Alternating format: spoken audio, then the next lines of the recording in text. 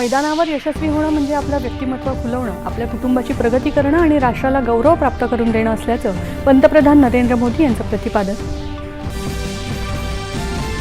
शाळांनी खेळाचा तास हा केवळ सहअभ्यासक्रम न समजता त्याला जीवनाचा अविभाज्य भाग बनवलं तरच मुलांना खेळामध्ये रस निर्माण होईल. खेलो इंडिया संवादात पंतप्रधानांची सूचना. नेपाळमध्ये आलेल्या प्रचंड पुरात बळींची संख्या 165 वर पोहोचली. पुरामध्ये 300हून अधिक भारतीयांसह 750 पर्यटक बेपत्ता.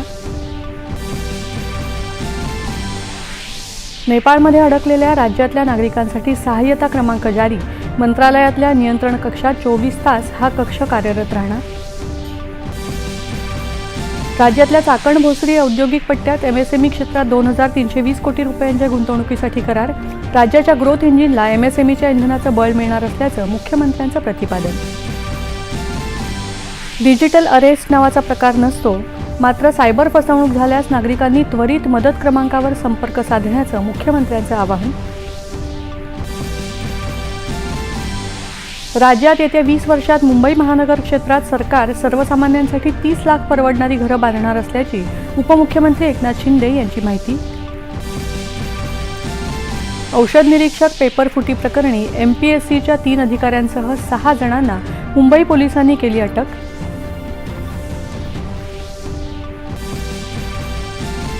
राज्यातल्या शालेय विद्यार्थ्यांच्या मोफत नेत्र तपासणीसाठी मुख्यमंत्री आणि उपमुख्यमंत्र्यांच्या उपस्थितीत शालेय विभागाचा त्रिपक्षीय करार. 20 लाख विद्यार्थ्यांची होणार तपासणी. आणि कोलंबो इथे सुरू असलेल्या श्रीलंकेविरुद्धच्या दुसऱ्या क्रिकेट कसोटी सामन्यात श्रीलंकेची भारतावर 100 पेक्षा अधिक धावांची आघाडी.